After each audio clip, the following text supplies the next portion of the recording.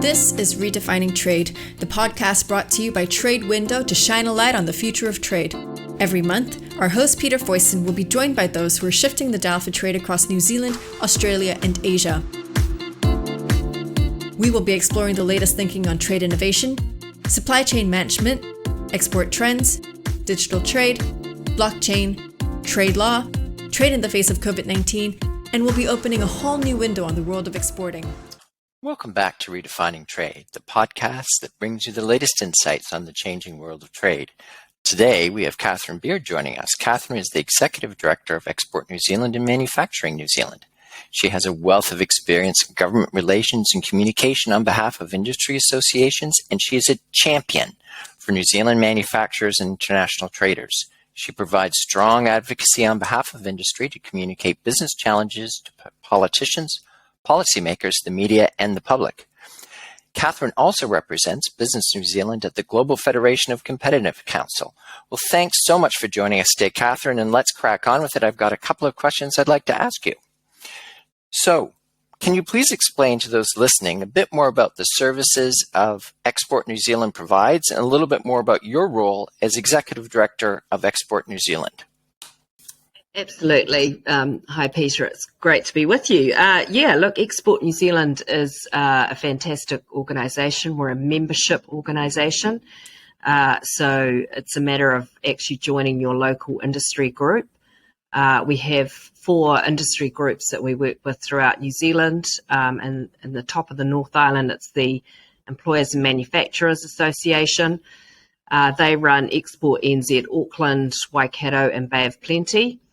In the centre of the island, it's Business Central, who also goes under the brand of the Wellington Chamber of Commerce, and they run Export NZ Wellington and Hawke's Bay.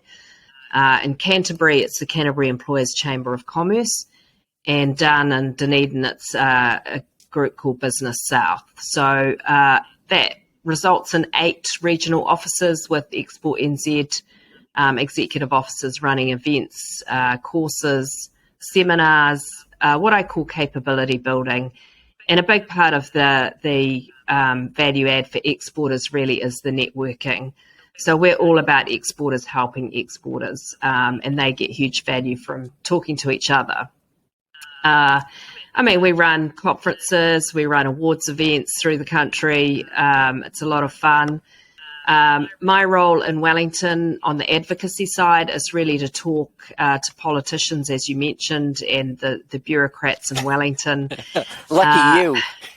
Yeah, about the regulatory environment. So what are the barriers to trade, and how can we help push through those? We support the free trade agenda. Obviously, we do a lot of work with processed food and beverage exporters because that's quite a tricky thing to do. There's a lot of regulatory pain if you're a small to medium processed food exporter. We're here all the time. We get a lot of exporter inquiries through our regional network, and what we're able to do for exporters is collectivise their issues and get them noticed and get through the door at a higher level in government. Well, that's really interesting. Now, and you must have, especially in this environment, there must be so many issues that your membership are trying to get on the table and get some resolution. But one of the things that I noticed is the 2021 DHL Export New Zealand Export Barometer just came out last week, very timely, and the report goes really deeply into the impacts of COVID-19 for Kiwi exporters. Maybe you could give us the high-level insights for our listeners might be interested in, and what's your best piece of advice for exporters that are struggling? Yeah, look, this is a survey that we do annually, and it's the whole point of it really is to take the pulse of how exporters are feeling, and we use it in our advocacy to government and to bureaucrats and policymakers. So it'll be no surprise to anyone that the number one barrier this year has been shipping and logistics. It's no secret that the global shipping situation is pretty dire. Prices have gone up substantially, availability is quite constrained, and so that's been a huge headache for exporters. The second major barrier they've been finding is the ability to get out there back and reconnect with the world and travel. They've been able to leave New Zealand, but they haven't been able to get back because of MIQ. And again, that's no secret.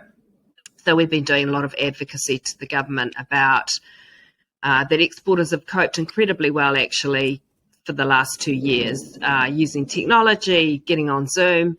But as the rest of the world starts to reconnect and get back to face-to-face meetings and trade shows, our exporters really need to be out there. So that is becoming quite acute, that problem. And we're pleased that the government started a self-isolation trial. So that will be happening in the lead up. It started already. It's happening in the lead up to Christmas. And my guess is that really MIQ would have served its purpose before too long. And I would hope that more normal travel will happen in the first quarter of next year. What kind of odds do you put on quote unquote normal travel happening, say, by February? Gosh, well, that's definitely what we're pushing for. And you know, look, I think things will probably start to move quite quickly. You know, they're talking about vaccine certificates. So double vaxxed people that can have rapid COVID testing, I think, will be able to travel. Air New Zealand's already said they'll be requiring vaccine certs. And yeah, I mean, I think increasingly it would look rather odd for us to have closed borders if we've got community spread of COVID here anyway. Right. Okay. Well, and in terms of that barometer, you talk about the number one is shipping and logistics, but what would be maybe 2 and 3, and what's your take on any of these top 3 things getting significantly better over the next 6 months, say? Right. So coming hot on the heels of those 2 issues is the high cost of doing business in New Zealand. Some of that's probably the shipping and logistics, but then also the cost of labour. So that is due to a couple of issues. One is the borders have been closed and immigration is literally stopped in its tracks. So everybody's scrambling for talent and staff. Of course, wages are going up. There's a kind of a bidding war and a poaching war going on. So that's really challenging. Minimum wages have continued to go up in a pretty linear fashion as well. So that's adding to the mix. So, yeah, I think it's always a huge problem for exporters because they have to compete globally. And I know with the combination of the border being very difficult and the cost of doing business here increasing, we're certainly getting reports of more exporters looking to offshore, particularly manufacturers, looking to become more resilient by spreading their risk and, you know, increasing their footprint overseas. And I know something that many Kiwis ask all the time, do you think that we're losing our competitiveness vis-a-vis Australia as both the countries try and work through, and we're both facing many of the same issues, with particularly as we go through COVID, they seem to be in a slightly different position right now, but do these macro issues that seem to be exacerbated by COVID-19, do you think that will have a longer term impact on how competitive we are for exporters versus our friends across the Tasman? Absolutely. I think if you can't get back in front of your customers, your competitor's going to try and eat your lunch. So if the Aussies are out there kicking down doors and getting back in front of their customers and we're not. Which we can bet they will. Exactly. So, yeah, so I think really the pressure is building and building to get reconnected to the world. I think our government knows that has to happen. I think my personal view is they're just buying time right now, trying to get as many people vaccinated as possible. And then you've kind of got a tsunami of the spread of this disease, and we're just going to have to learn to live with it.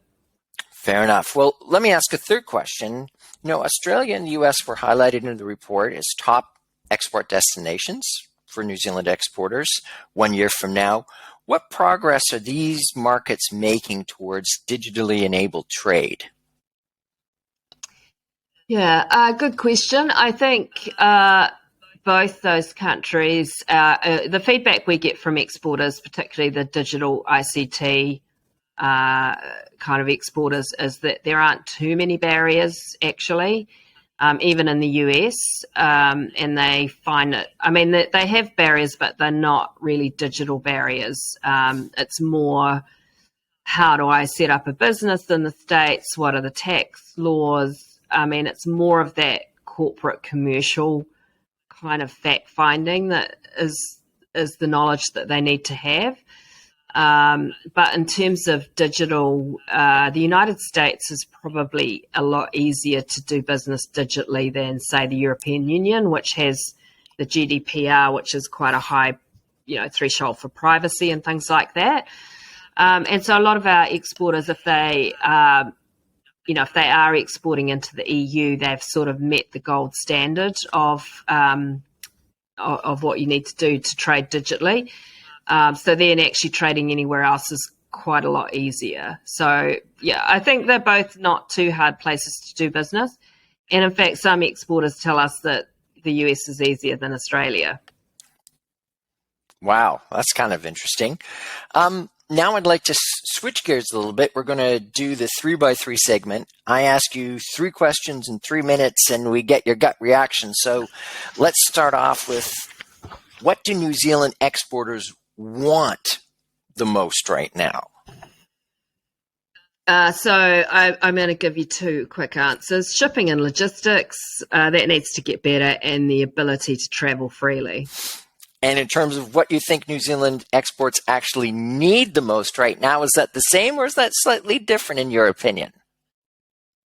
Look, I would say the travel. I think that's becoming a really burning issue. The frustration's really growing, and people are literally sending staff overseas and not knowing when they'll be able to come back, but they just can't not go. So, or they're actually shifting. Some of them are packing up their families and shifting. So I think the travel's a really big one. And finally, what New Zealand export sector do you believe will have to diversify the most due to climate requirements in the next 10 years, and why? Right, okay, that's an interesting question. I think for New Zealand, because of our emissions profile, it's probably the agri sector that's going to have the most challenges with the climate issues. And that's both managing to keep those emissions coming down, but also adaptation to a changing climate. I think they're very aware of those issues. I mean, they're so important to our export economy. They're just huge. I mean, our food and agricultural exports have really kept New Zealand going through this COVID situation, as they have in previous global economic times of strife. So they're hugely important to our export scene. And, they're working hard on it. They are the most carbon efficient farmers in the world, so that's a big plus. But also, as the climate changes, they're going to have to be adapting to new conditions. And just as kind of an addendum to that, do you think the biggest challenge will be the actual climate change, or is it going to be the climate change of the legislation kind of atmosphere, if I could call it that way, which will cause the biggest challenges for them? Look, I think whoever is in the government of the day needs to have a bit of pragmatism when it comes to our agricultural sector. I mean, the UNFCCC never intended that the world would stop producing food. I mean, that is really not the smartest move. And really, if you're one of the lowest emission farming systems in the world, which we are, partly because we're a grass-based system, which is low energy intensity, but partly because we've also been putting quite a bit of effort into this, in the whole R&D and what's the art of the possible. So I think there'll need to be some pragmatism around that. It would just not make sense to shut down food production here. It will go on somewhere else in the world and it will be more carbon intensive. So I think pragmatism has to come to the table.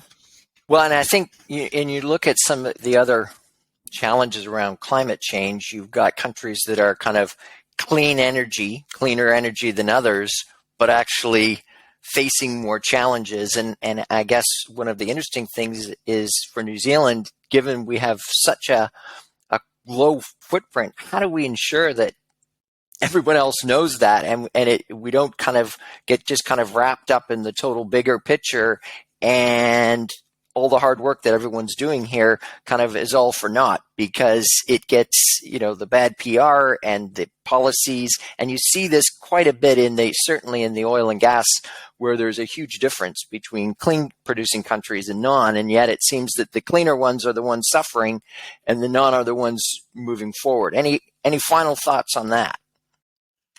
Yeah, look, I mean, we have a really good story to tell. In my view, we've got one of the highest renewable electricity systems in the world. And ironically, that makes our abatement costs quite high because there's no low-hanging fruit there. It's already gone. So, our two challenges in the emissions area are transport and agriculture. Transport, I think there'll be technology solutions there that will, you can see that already, that will happen. Agri emissions are a little more tricky because, you're dealing with a biological system which has been evolved over thousands of years, millions of years. But, it depends how you do the carbon accounting. New Zealand, we can... What I would like to see personally is that farmers could be able to account for all of the sinks on their farm in an easy and, in a way that's not too difficult or complex, and be able to hang a shingle on their gate to say, I'm a carbon neutral farmer. And actually, if you gave them the tools and you gave them the what are the rules of the game, I think that they could do that. So, well, on that note, that sounds like a really interesting challenge for the country. Catherine, thank you so much for joining me in the chat today. I personally really enjoyed it. And thanks for listening to the Redefining Trade podcast, everyone. If you'd like to be in touch with us, look out for our contact details in the show notes or email us at Redefining Trade and TradeWindow.io. And Catherine, have a great day. Thank you. This has been Redefining Trade by TradeWindow with our host, Peter Foyston. Thanks for listening.